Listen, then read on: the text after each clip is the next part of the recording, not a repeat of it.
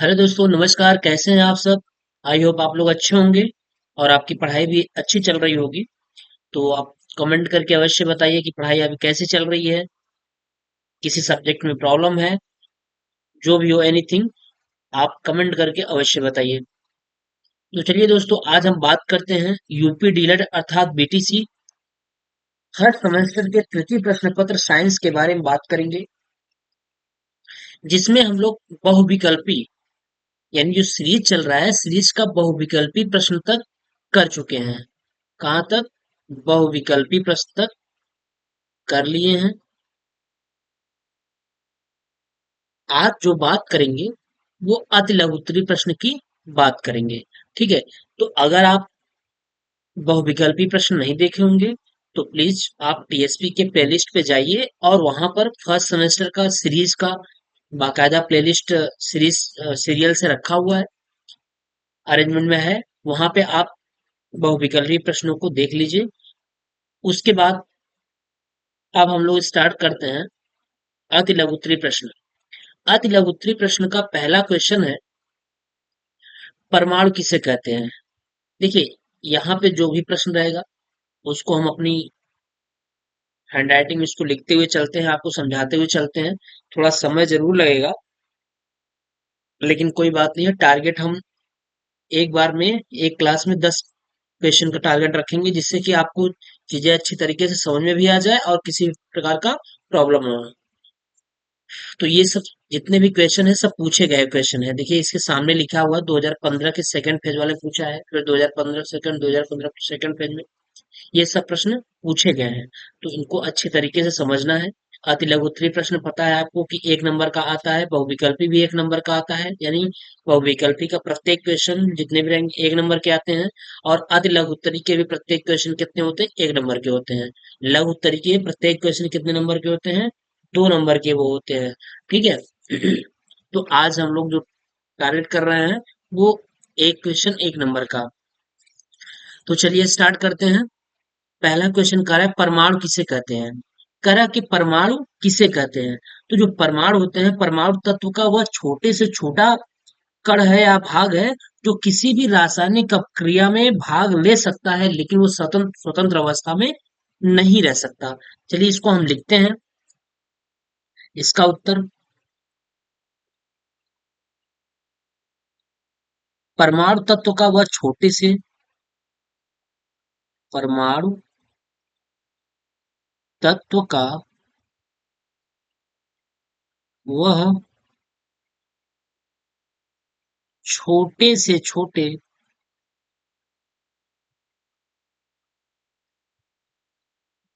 छोटे से छोटा भाग है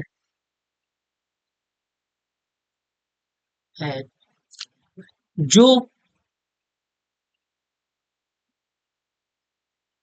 किसी भी किसी भी रासायनिक रासायनिक अभिक्रिया में,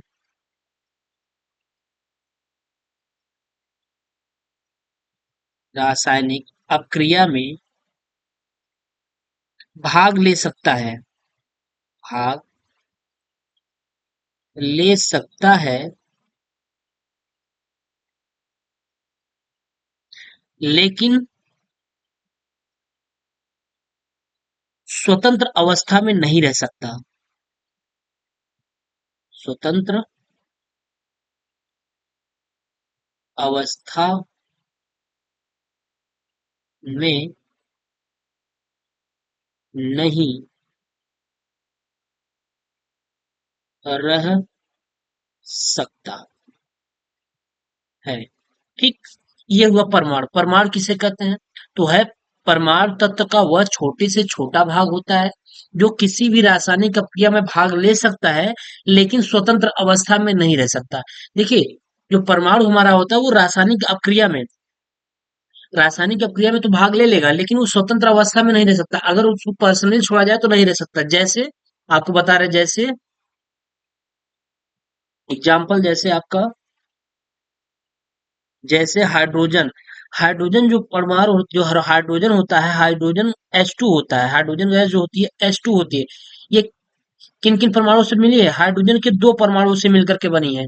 तो यही है, ये जो H है ये परमाणु है, और दोनों परमाणु मिलकर के किसका निर्माण कर लिए? एक अणु का निर्माण कर लिए। तो ये जो परमाणु है ये स्वतंत्र अवस्था में नहीं रह सकता, रासायनिक क्रिया में तो भाग ले लेगा, लेकिन ये स्वतंत्र अवस्था में नहीं रह सकता। हाइड्रोजन होगा, जैसे आपका ऑक्सीजन हो गया, O2 हो गया। O2 किस किस परमाणु से मिलकर बना है? एक O और दो O, यानी दो O मिल करके क्या बना दिए? O2 बना दिए, यानी ऑक्सीजन बना दिए। तो जो परमाणु है यहाँ पे, जैसे H हुआ, O हुआ, Mn हुआ, ये सब क्या है? परमाणु हैं। ये स्वतंत्र अवस्था में नहीं रह सकते हैं। रासायनिक क्रिया में भाग ले लेंगे लेकिन स्वतंत्र अवस्था में नहीं रहेंगे। तो परमाणु जो होता है तत्व का, वह छोटे से छोटा भाग होता है, सबसे छोटा भाग परमाणु होता है। अब परमाणुओं से मिलकर क्या बनता है? अणु बनता है। परमाणुओं से मिलकर के अणु बनता है, अणुओं से मिलकर के यौगिक बनता है, इस तरीके से चलता रहता है। तो हमारा जो परमाणु होता है, परमाणु से जैसे ये हाइड्रोजन परमाणु है और एक ये हाइड्रोजन परमाणु है। अब जब दोनों हाइड्रोजन परमाणु आपस में मिल जाते हैं तो क्या बनाते हैं? H2 बनाते हैं। अब ये जो H2 है, इसका नाम क्या हो गया? अणु हो गया। हाइड्रोजन अणु हो गया ये। और ये क्या है? ये परमाणु है। ये परमाणु है। और ये भी क्या है? ये भी परमाणु है ना? तो इस चीज को जानते रहिएगा कि परमाणु हमारा तत्व का वह छोटे से छोटा भाग है, जो किसी भी रासायनिक अपक्रिया में भाग ले सकता है, लेकिन स्वतंत्र अवस्था में नहीं रह सकता है। जैसे हाइड्रोजन, ऑक्सीजन, मैग्नीज हुआ, आयरन हुआ, कोबाल्ट हुआ, ये सब सारी चीजें क्या है? परमाणु ही है। ठीक। तो ये पहला क्वेश्चन। दूसरा कह रहा है, चौड़ी मोटी तथा कटीली संरचना वाले मरुद्भिद पौधे का एक नाम लिखिए। यानी चौड़ी मोटी तथा कटीली संरचना वाला ऐसा कौन सा पौधा है जो रेगिस्तानों में पाया जाता है? यानी मरुद्भिद पौधे का नाम लिखना है जो रेगिस्तान में पाया जाता है। तो आप बड़े प्यार से कहेंगे, इस आंसर होगा, उत्तर होगा, वो क्या होगा? नागफनी। क्या होगा? नागफनी। नागफनी। ये चौड़ी मोटी तथा कटीली होती है। नागफनी की जो, इसमें पत्तियां नहीं होती हैं, इसमें कांटे ही कांटे होते हैं, क्योंकि जो पत्तियां होती हैं वो कांटों के रूप में रूपांतरित हो जाती हैं। ऐसा इसलिए होता है क्योंकि जब आपको विकल्पी पढ़ाया गया था तो बता दिया गया था कि जो पत्तियां होती हैं रेगिस्तानों वगैरह में, या कटीली जो मरुभूमि मरुस्थल वाले में जगहों पे जहाँ पानी की कमी होती है, उनकी जो पत्तियां होती हैं वो क्या हो जाती हैं? कांटों के रूप में रूपांतरित हो जाती हैं। ऐसा इसलिए होता है क्योंकि जल का वाष्प सर्जन ना हो, या कम से कम, इसलिए। तो नागफनी में पत्तियां नहीं दिखेंगी आपको, कांटे ही कांटे दिखेंगे, मोटी होंगी इसकी संरचना। तो चौड़ी, मोटी तथा कटीली संरचना वाले मरुद्भिद पौधों का एक नाम लिखिए, वो क्या है? नागफनी है। अगला प्रश्न करा है, घर्षण बल को कम करने के उपाय क्या है? तो भैया घर्षण बल को कम करने का उपाय यही है कि लुब्रिकेंट का प्रयोग करिए, ग्रीस का प्रयोग करिए। जैसे कोई मशीन है, जैसे कोई मशीन है, अब उसमें घर्षण बल कम करना है, उसमें घर्षण बल ज्यादा हो गया है, तो क्या करेंगे आप? लुब्रिकेंट यानी ऑयल डाल देंगे। जहां से वो रोटेट करता होगा, घूमता होगा, जहां जहां रोटेट पार्ट होगा उसका, वहीं पे हम क्या कर देंगे? उसमें लुब्रिकेंट जैसी वस्तुओं का प्रयोग करेंगे, जैसे ऑयल हो गया, ग्रीस हो गया। इन सब का प्रयोग करने से घर्षण बल ऑटोमेटिक क्या हो जाएगा? कम हो जाएगा। ठीक है, तो यही कह रहा है, घर्षण बल को कम करने का उपाय बताइए। चलिए इसको लिख लेते हैं, घर्षण बल को कम करने का उपाय क्या है?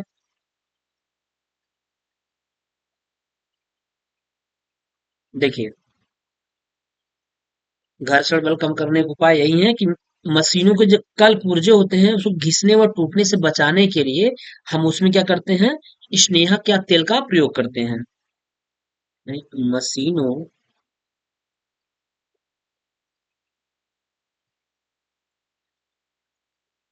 के कल पुर्जों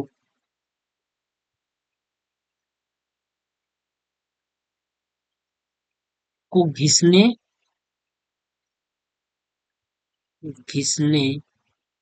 व टूटने से बचाने हेतु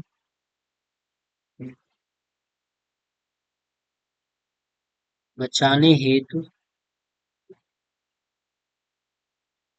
उनके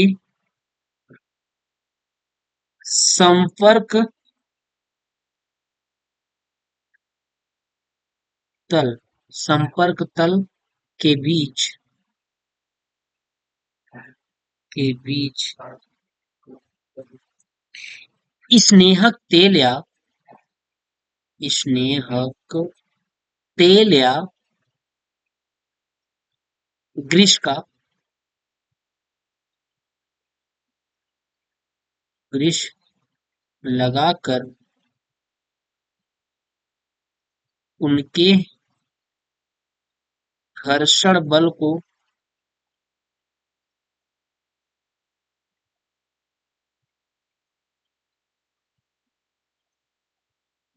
कम किया जाता है। ठीक। मशीनों के कल पुर्जों को घिसने व टूटने से बचाने हेतु उनके संपर्क तल के बीच में स्नेहक तेल या ग्रीस लगाकर उनके घर्षण बल को कम किया जाता है। जैसा कि ये आप प्रैक्टिकली रूप से देख सकते हैं, कूटी मारने वाली यानी चारा मारने वाली अगर मशीन है, बहुत दिन से उसमें तेल या ग्रीस नहीं दिया गया है, तो वो सूख जाती है, तो क्या होता है वहां पे घर्षण बल का मान ज्यादा हो जाता है। जब घर्षण बल ज्यादा हो जाएगा तो टूट फूट मचाना शुरू करेगा, यानी कि उसके जो बियरिंग वगैरह है या जो भी पार्ट चल रहे हैं वो आपस में घिसना शुरू करेंगे। जब घिसना शुरू करेंगे तो धीरे धीरे वो खराब होने लगेंगे। तो उसी को खराब होने से बचाने के लिए हम क्या करते हैं, स्नेहक तेल या ग्रीस का प्रयोग करते हैं, जिससे कि क्या हो, घर्षण बल कम हो जाए और हमारी मशीन बहुत अच्छी तरीके से वर्क कर सके। ठीक है, तो घर्षण बल को कम करने के यही उपाय हैं।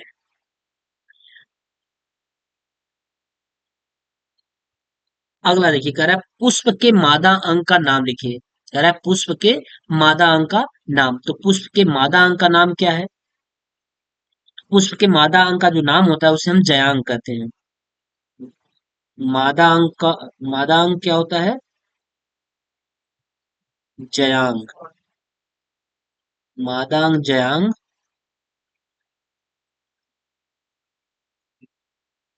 और नर अंक को भी बता देते हैं, जिससे कि वे भी, अगर पूछता है नर अंग, तो नर अंग को क्या कहेंगे उसको भी जान लीजिए।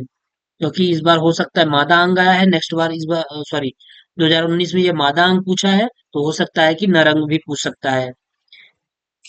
तो नर अंग को पुंकेसर कहते हैं। पुंकेसर। ठीक। इसको क्या बोलते हैं? पुंकेसर कहते हैं।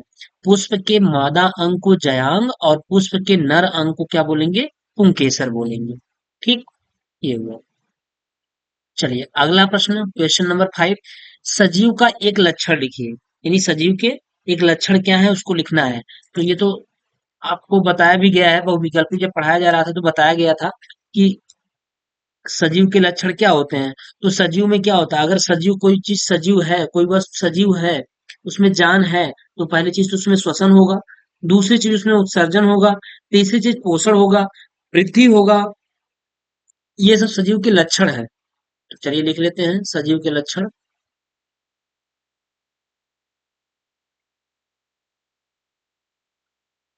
सजीव में सभी प्रकार की क्रियाएं होती हैं। जैसे क्या? सबसे पहले जैसे श्वसन हो गया, श्वसन हो गया, उत्सर्जन हो गया, वृद्धि हो गया, पोषण हो गया। ये सब क्या है? ये सजीव के लक्षण हैं। यानी अगर वो सजीव है तो ये सब क्रियाएं होना अति आवश्यक है। ठीक। श्वसन, उत्सर्जन, वृद्धि, पोषण, विकास, ये सब सजीव के लक्षण होते हैं। ठीक है, तो क्वेश्चन 5 हो गया। अगला क्वेश्चन देखिए, 2019 में ये सब प्रश्न पूछे गए हैं। देखिए पुष्प की मादा अंग का नाम, ये 2019 पूछा है। सजीव का एक लक्षण लिखिए, ये भी क्वेश्चन 2019 में पूछा गया है। तो सारे इंपॉर्टेंट प्रश्न हैं और संभवतः इस बार आने के चांस हैं, क्योंकि 2019 पूछा है तो अब काफी साल हो गया, तो मे भी रिपीट कर जाए क्वेश्चन। तो इसलिए इस चीज को ध्यान रखिएगा। शाकाहारी तथा मांसाहारी जंतुओं के दो दो नाम लिखिए। कह रहा है ऐसे जंतुओं के नाम लिखिए जो शाकाहारी है और मांसाहारी है। तो ठीक है, एक तरफ शाकाहारी लिख दीजिए, शाकाहारी, और दूसरी तरफ क्या, मांसाहारी। ठीक, शाकाहारी और मांसाहारी। तो शाकाहारी में क्या होगा, आपका खरगोश हो जाएगा, खरगोश हो गया, गाय हो गई। ठीक, दो ही पूछा है, फिलहाल हम और भी ले लेते हैं। बकरी हो गई। ये सब क्या है, शाकाहारी है। और मांसाहारी में क्या आएगा, शेर हो जाएगा, चीता हो जाएगा, बाघ हो जाएगा। शेर हो गया, चीता हो गया, बाघ हो गया, शियार हो गया। ये सब क्या है, मांसाहारी में आएंगे। 2019 में प्रश्न पूछा गया है। ये बिल्कुल ओरल प्रश्न है। ये आपको, ये आप हमेशा, सभी लोग लगभग लोग पता होगा कि कौन से शाकाहारी होते हैं, कौन से मांसाहारी होते हैं। चलिए अगला प्रश्न। प्रश्न नंबर 7 कह रहा है पदार्थ की कितनी भौतिक अवस्थाएं होती हैं। तो पदार्थ की कितनी भौतिक अवस्थाएं होती हैं, ये पता होना चाहिए। पदार्थ की भौतिक अवस्थाएं तीन होती हैं। पदार्थ की तीन भौतिक अवस्थाएं होती हैं। कौन कौन, नंबर एक ठोस, नंबर एक हो जाएगा ठोस हो जाएगा, नंबर एक ठोस हो गया, नंबर दो द्रव हो गया, और नंबर तीन है क्या, गैस। बस इतना ही पूछ रहा है। कह रहा है पदार्थ की कितनी भौतिक अवस्थाएं होती हैं। तो पदार्थ की तीन भौतिक अवस्थाएं होती हैं, ठोस होता है, द्रव होता है, गैस होता है। सबकी अपनी अपनी प्रॉपर्टी अलग अलग, इनके गुण हैं। ठीक है, ठोस के अलग गुण हैं, द्रव के अलग गुण हैं, गैस के अलग गुण हैं। तो इनकी सबकी अपनी अपनी प्रॉपर्टी है। ठीक है, तो पदार्थ की तीन अवस्थाएं होती हैं, 2019 में प्रश्न पूछा गया है। अगला, समय का मानक मात्रक क्या होता है। देखिए, समय का मानक मात्रक, अभी जब हम आपको बहुविकल्पी पिछली क्लास में बहुविकल्पी पढ़ा रहे थे, तो उसमें हम देखे थे कि हमारे जो यूनिट इकाई थी, एक तो एमकेएस में थी, एमकेएस, एक सीजीएस में थी, सीजीएस, एक फुट पाउंड सेकंड में थी, और एक एसआई यूनिट होती है। ठीक, एक दो तीन चार, ये SI unit, MKS, CGS, FPS. तो आप यहाँ देख रहे होंगे कि इन तीनों में दिख रहा है कि सब में मीटर, किलोग्राम, सेकंड, सेंटीमीटर, ग्राम, सेकंड, फुट, पाउंड, सेकंड, सब में जो समय है लास्ट में, सब में समय का जो मात्रक होता है, यूनिट होता है, वो हमेशा सेकंड ही है। तो समय का जो मानक मात्रक होगा वो क्या होगा, सेकंड ही होगा।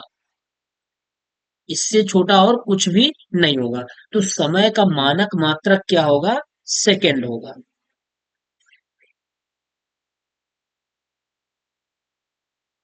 सेकंड, ठीक, यही होगा। समय का मानक मात्रक क्या है, सेकंड है। 2019 में प्रश्न पूछा है, एक बिल्कुल सिंपल प्रश्न। ठीक, ये हुआ है। चलिए अगला करा, जंतुओं एवं पौधों में अंतर स्पष्ट करिए। करा जंतु और पौधों में अंतर बताइए। अब इसमें कितना अंतर पूछ रहा है, ये नहीं पूछा है। जंतुओं एवं पौधों में अंतर पूछा है बस। तो देखिए, अति लघुत्तरी प्रश्न है, आप एक से दो अंतर लिख दीजिएगा, इनफ है। ठीक है, यहाँ तो फिलहाल हम कई अंतर आपको बता दे रहे हैं, लेकिन अति लघुत्तरी प्रश्न एक नंबर का प्रश्न है। तो आप बहुत ज्यादा समय इन्वेस्ट मत करिएगा, क्योंकि पता चले कि आप इसी में समय को इन्वेस्ट कर देंगे तो आगे दिक्कत होगा। तो इसलिए अगर एक नंबर का है तो एक से दो अंतर आप लिख दीजिएगा, उतना ही पर्याप्त हो जाएगा। तो जंतुओं एवं पौधों में अंतर, तो एक तरफ आप पौधे लिख लीजिएगा, दूसरी तरफ जंतु लिख लीजिएगा। एक तरफ पौधा हो जाएगा और दूसरी तरफ क्या हो गया, जंतु। ठीक, पौधा, जंतु। चलिए, अब इसमें पहले में लिख लीजिए। पहला क्या होगा कि आपको पता है कि पौधे हमारे कैसे होते हैं, पौधे स्वपोषी होते हैं। लिखिएगा, पौधे स्वपोषी होते हैं। अर्थात क्या, अर्थात ये प्रकाश संश्लेषण की क्रिया में, ये प्रकाश संश्लेषण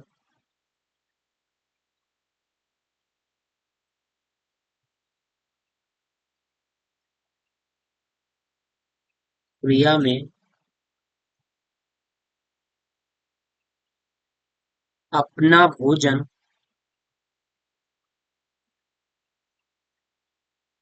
स्वयं बनाते हैं। ठीक, पौधे होते हैं, पौधे स्वपोषी होते हैं। स्वपोषी का मतलब होता है जो अपना भोजन स्वयं बनाए, यानी जो आत्मनिर्भर रहे। और जो पौधे होते हैं ये स्वयं अपना भोजन बनाते हैं। वो किसके थ्रू बनाते हैं, प्रकाश संश्लेषण की क्रिया के द्वारा अपना भोजन स्वयं बना लेते हैं। ठीक है। लेकिन जंतु क्या होते हैं, जंतु परपोषी या विषमपोषी होते हैं। जंतु होते हैं, जंतु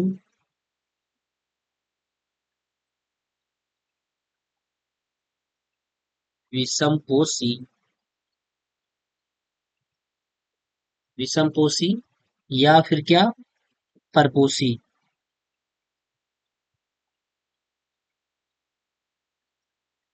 होते हैं।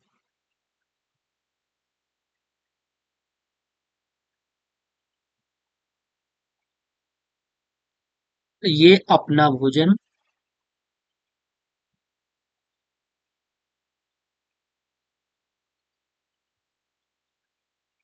स्वयं नहीं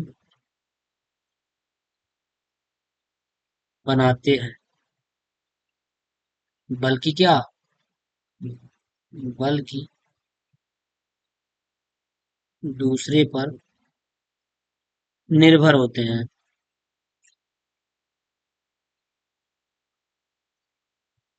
निर्भर होते, ठीक, ये हुआ। ये एक अंतर हो गया। जंतु जो होते हैं परपोषी होते हैं, ये अपना भोजन स्वयं नहीं बनाते, बल्कि दूसरों पे क्या होते हैं, निर्भर होते हैं।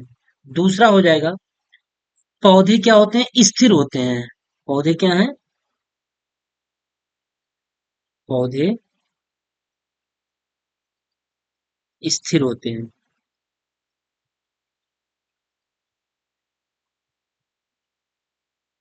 जबकि जंतु क्या होते हैं, जबकि जंतु गतिशील होते हैं। क्या होते हैं, गतिशील होते हैं। ठीक। तीसरा, पौधे ऑक्स कार्बन डाइऑक्साइड ग्रहण करते हैं और ऑक्सीजन छोड़ते हैं।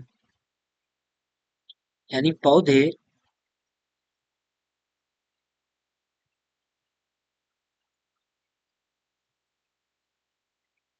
CO2 ग्रहण करते हैं,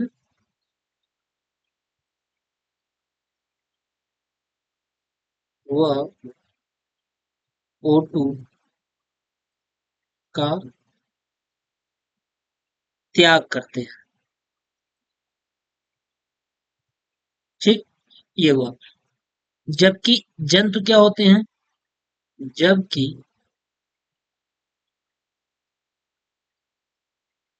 जंतु क्या करते हैं, ये जंतु जो हमारे होते हैं ये O2 ग्रहण करते हैं। O2 ग्रहण करते हैं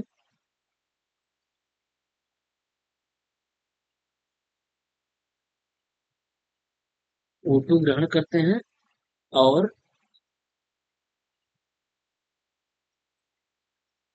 CO2 का त्याग करते हैं, त्याग करते हैं। ठीक, जस्ट उल्टा होता है। पौधे हमको क्या देते हैं? पौधे हमको ऑक्सीजन देते हैं और हमारे द्वारा जो छोड़ी गई कार्बन डाइऑक्साइड है उसको ग्रहण कर लेते हैं। इसीलिए तो कहा गया है कि वृक्ष लगाना अति आवश्यक है जीवन के लिए।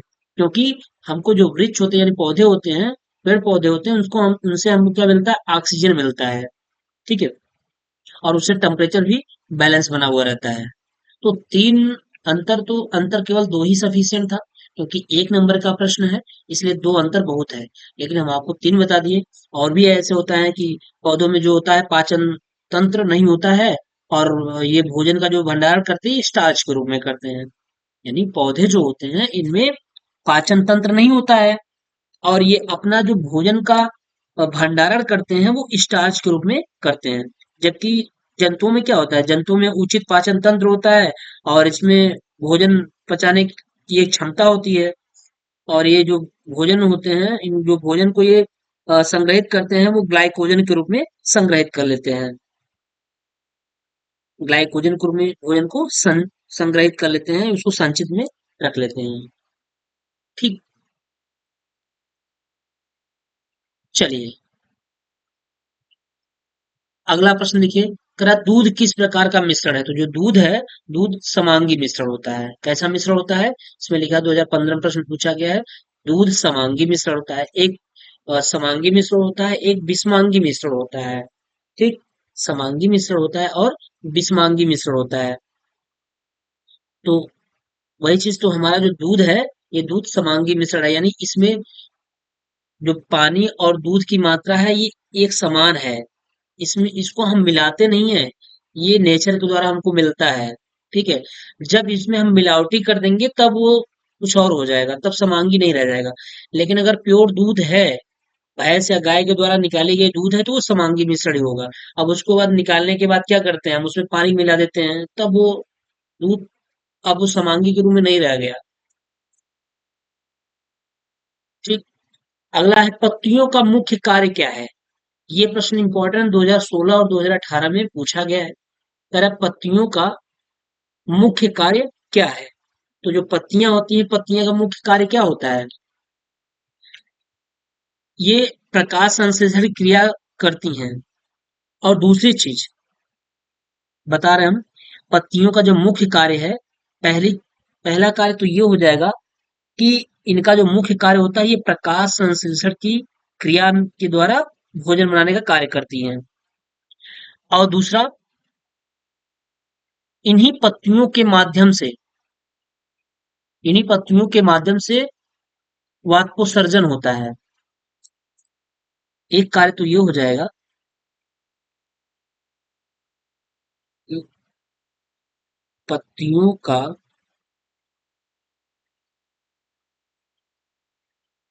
मुख्य कार्य प्रकाश संश्लेषण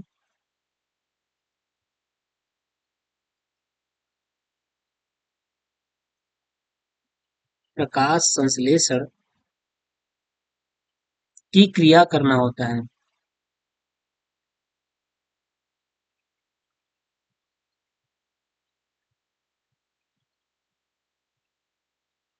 होता है। देखिए, इन्हीं पत्तियों के माध्यम से जब प्रकाश संश्लेषण की क्रिया होगी, तभी जाके जो पौधे होते हैं अपना भोजन बना लेते हैं। क्योंकि आपको पता है कि पौधे हमारे कैसे होते हैं?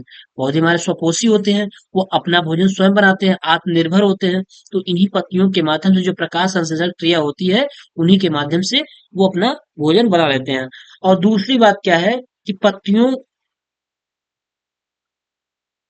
पत्तियों के माध्यम से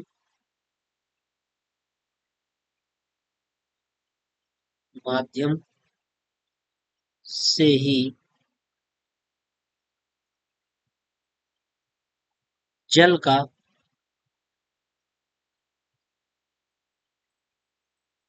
वाष्पोत्सर्जन होता है। जैसे पानी की मात्रा ज्यादा हो गई तो क्या होगा, उन्हीं पत्तियों के माध्यम से वाष्पोत्सर्जन की क्रिया होगी, जिससे कि जल भी मेंटेन बना रहेगा। तो जैसे आपके रेगिस्तान वगैरह में जो पौधे होते हैं, वो अपनी पत्तियों को किस रूप में रूपांतरित कर लेते हैं, कांटों के रूप में। ऐसा इसलिए होता है कि वहां पे पानी की कमी है। जब पानी की कमी है, अगर पत्तियां कांटों के रूप में वाष्पोत्सर्जन नहीं होंगी तो क्या होगा, सॉरी, पत्तियां कांटों के रूप में रूपांतरित नहीं होगी तो क्या होगा, पत्तियों के द्वारा वाष्पोत्सर्जन क्रिया बड़ी तेजी से होगी, जिससे कि उन पौधों को पानी की आवश्यकता पड़ेगी। तो वहां तो पानी है नहीं, इसलिए पत्तियां जो होती है कांटों के रूप में वहां पे रूपांतरित हो जाती हैं। तो ये प्रश्न नंबर 11 जो है 2016 और 2018 में पूछा गया है। अगला प्रश्न, विद्युत बल किसे कहते हैं? 2018 में ये भी प्रश्न पूछा गया है कि विद्युत बल क्या होता है। तो देखिए, विद्युत बल के द्वारा किसी भी चीज को अपनी ओर आकर्षित करना होता है। यानी आप लिख सकते हैं यहाँ पे, विद्युत बल, विद्युत बल के कारण,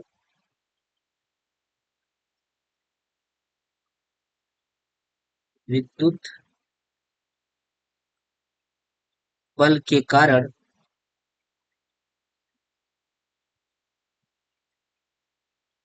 जब किसी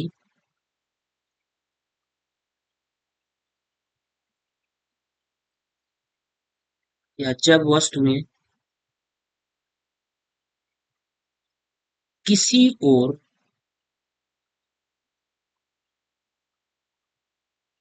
आकर्षित होने लगती है,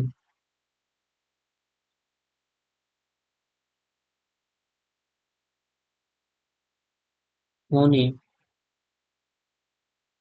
लगती हैं,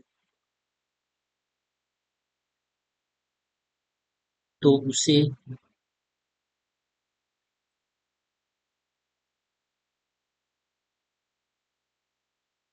विद्युत बल कहते हैं।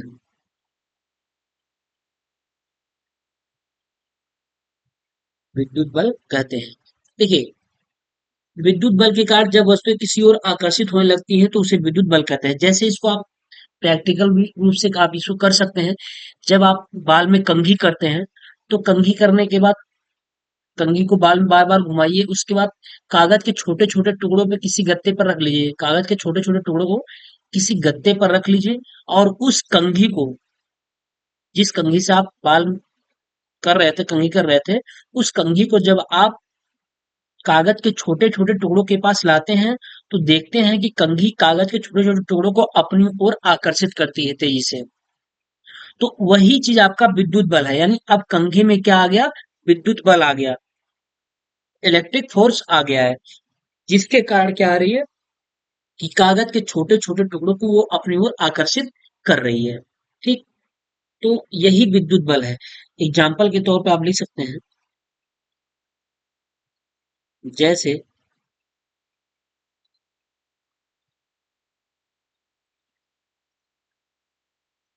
कंघी,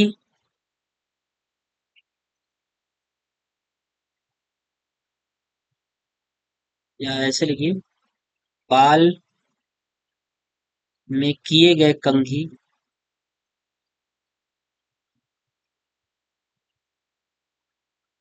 कंघी को जब कागज के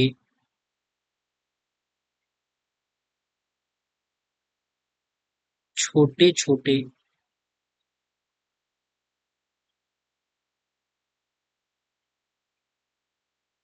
टुकड़ों टुकड़े टुकड़े टुकड़ों के पास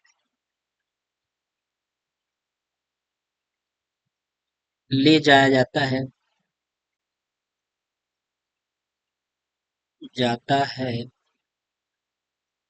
तब कंघी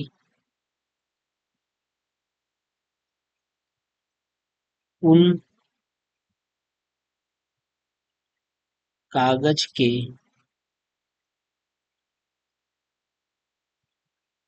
टुकड़ों को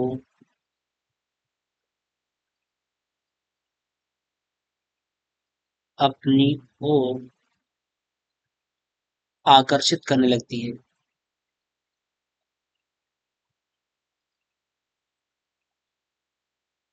करने लगती है। यही विद्युत बल है। यही विद्युत बल है। ठीक। यानी जब कंघी को आप कागज के छोटे छोटे टुकड़ों के पास ले जाते हैं तो देखते हैं कि वही कंघी उन कागज के छोटे छोटे टुकड़ों को अपनी ओर तेजी से आकर्षित कर रही है। तो हमको वही पता चल जाता है कि इस कंघी में विद्युत बल आ गया है। और वो तब तक करेगी जब तक उसमें विद्युत बल रहेगा, यानी जब तक उसमें एक मैग्नेट की तरह कार्य करेगा। कुछ समय के बाद आप देखेंगे उसको ले जाएंगे कागज के टुकड़ों के पास, वो नहीं करेगी। फिर उसके बाद जब आप फिर बाल में कंघी करेंगे तो फिर वही बाल के द्वारा आवेश चला जाता है कंघी में, यानी कंघी आवेशित हो जाती है, बाल के माध्यम से कंघी आवेशित हो जाती है। जब कंघी आवेशित हो जाती है तो आप किसी छोटे टुकड़ों के पास, कागज के छोटे टुकड़ों के पास लेके जाएंगे तो वो जो कंघी में जो आवेश है वो एक कागज को अपनी ओर खींचने का प्रयास करता है। तो वहीं पे विद्युत बल की प्राप्ति हो जाती है। ठीक है, तो वही विद्युत बल होता है सर। क्वेश्चन नंबर 13 देखिए, मछली के जल में रहने के लिए कौन कौन से अनुकूलन अंग सहायक हैं। यानी मछली के जल में रहने के लिए कौन कौन से अनुकूलन अंग हैं जो कि जिस अंग के माध्यम से मछली जल में रह रही है। अगर उनमें से एक भी अंग मछली के पास नहीं रहा तो मछली जिंदा नहीं रह सकती, यानी जल में नहीं रह सकती है। तो वो अंग कौन कौन से हैं? पहली चीज तो धारा रेखी शरीर। पहली क्या है? धारा रेखी शरीर या नाव जैसी शरीर। पहली क्या है? नाव या धारा रेखित शरीर, यानी इसकी जो शरीर होती है वो नाव के जैसे आकार की होती है। दूसरा, पंख। इसके पंख होते हैं, पंख के माध्यम से तैरती है। तीसरा होता है गलफड़े, जिसके माध्यम से क्या करती है? सांस लेती है ये गलफड़े। गलफड़ों के माध्यम से क्या करती है? सांस लेती है। अगर इनमें से एक भी अंग अवशेष के रूप में हो गया, एक भी अंग गायब हुआ तो मछली जीवित नहीं रह पाएगी, यानी मछली जल में नहीं रह सकती। फिर गलफड़ा अगर नहीं रहेगा तो मर जाएगी, सांस नहीं ले पाएगी। पंख नहीं रहेगा तो तैर नहीं पाएगी, एक ही जगह पर पड़ी रहेगी। ठीक है, तो अगर एक ही जगह पर रहेगी तो उसको खाना और ये सब चीजें कैसे मिलेंगी उसको। और अगर नाव या धार रेखी शरीर नहीं रहेगा तो इसके माध्यम से ही क्या होती है, वो बड़ी तेजी से आगे की तरफ भागती है। पंख जब मारती है तो नाव की तरह होने के कारण, धार रेखी शरीर होने के कारण ये बड़ी तेजी से आगे की तरफ बढ़ती है। तो मछली के जल में रहने के लिए आवश्यक अंग जो हैं यही हैं, धारा रेखी शरीर, पंख और गलफड़े होते हैं। 2018 में ये प्रश्न पूछा गया है।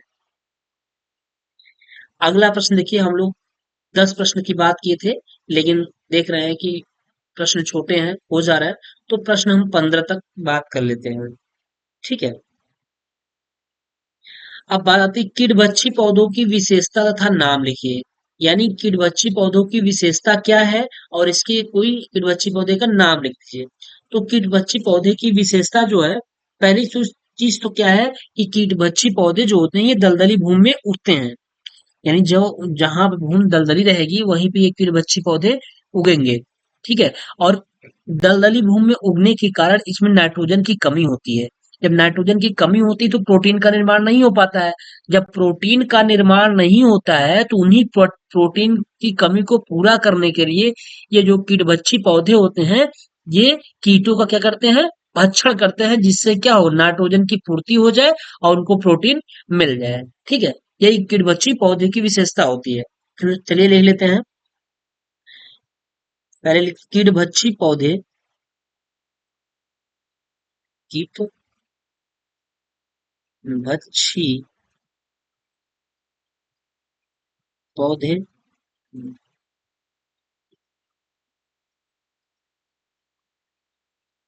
दलदली भूमि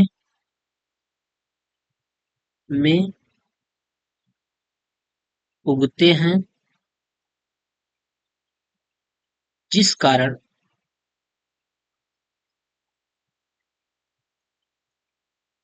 इनमें N2 यानी नाइट्रोजन की कमी होती है।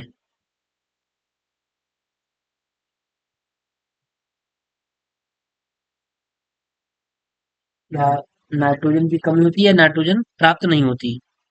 कमी होती है, जिससे जिससे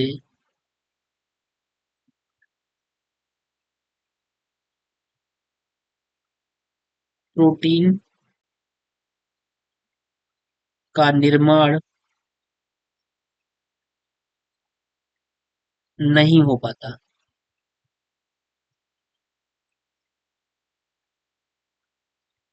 उस प्रोटीन की कमी को दूर करने के लिए, उस प्रोटीन की कमी को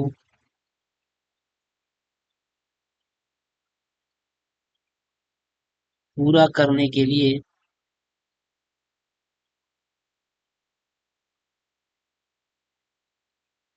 ये ये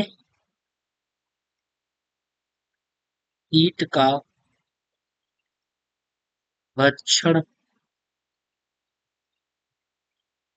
करते हैं, जिससे नाइट्रोजन जिससे नाइट्रोजन प्राप्त हो जाती है।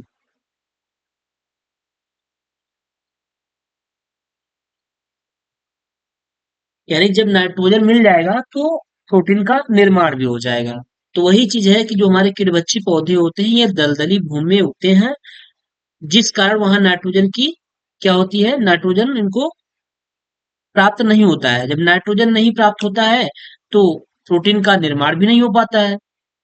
अब उन्हीं प्रोटीन की निर्माण करने के लिए कीटों का भक्षण करते हैं। जब कीटों का भक्षण करते हैं तो इनको नाइट्रोजन मिलता है। जब नाइट्रोजन मिल जाएगा तो प्रोटीन का निर्माण ऑटोमेटिक हो जाएगा। जब प्रोटीन का निर्माण हो जाता है तो ये कीट जो होते हैं ये अपनी प्रोसेस में कार्य करने लगते हैं। जैसे आपका क्या हुआ, जैसे जैसे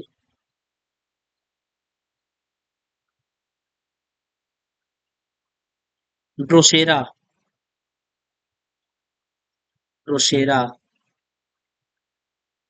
घटपरडी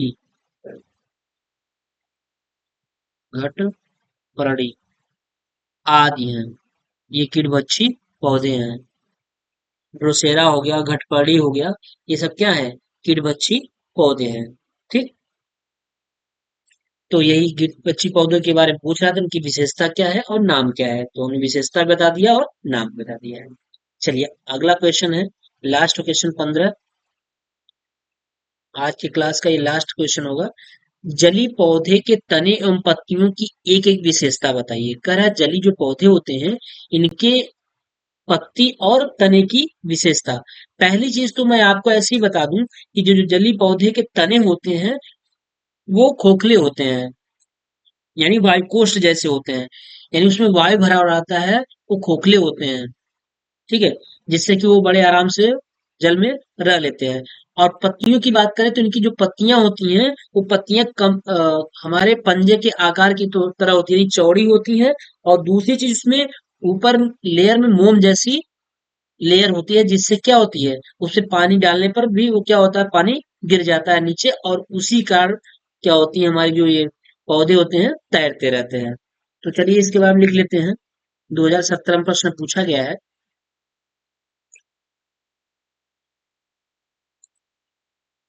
जली पौधे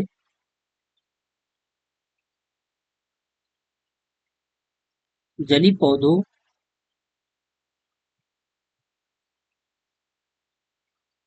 के तनों के अंदर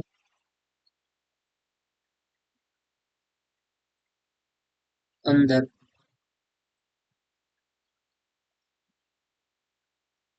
असंख्य रिक्त स्थान होता है,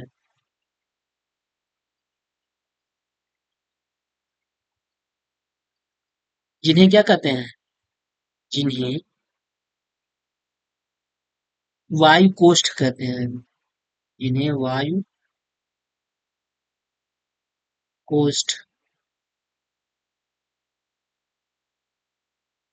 कहते हैं।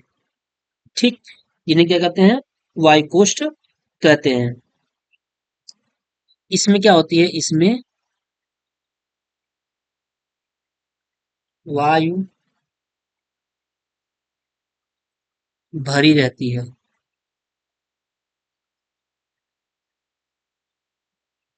वायु क्या होती है, भरी रहती है। जैसे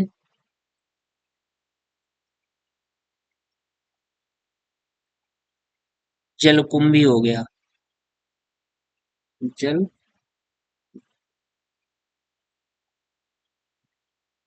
कुंभी, क्या हो गया, जलकुंभी। जलकुंभी आप लोग देखे होंगे कि इनके अगर तनों को कभी आप तोड़ेंगे तो देखेंगे बिल्कुल अंदर खोखला होता है। इसे वायुकोष्ठ कहते हैं और उसमें वायु भरी रहती है। ठीक है। अब हम अगर पत्ती की बात कर लें, ये तो हुआ तने के बारे में। ये किसके बारे में हो गया है, तने, तना के बारे में हो गया। अगर हम पत्ती की बात कर लें, तो देखिए पत्ती में क्या होगा,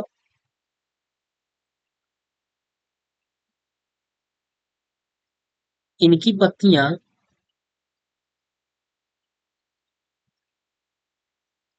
इनकी पत्तियां चपटी होती हैं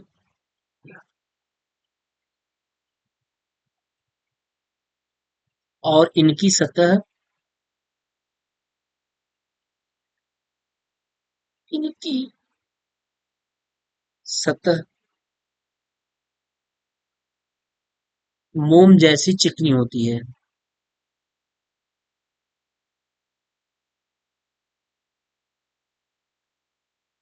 चिकनी होती है, यानी इनकी जो सतह होती है, पत्तियों की जो सतह होती है वो मोम जैसी चिकनी रहती है, जिससे कि उसमें जब हम पानी डालते हैं तो उसमें पानी लग नहीं पाता है पत्तियों में, और पानी नीचे गिर जाता है।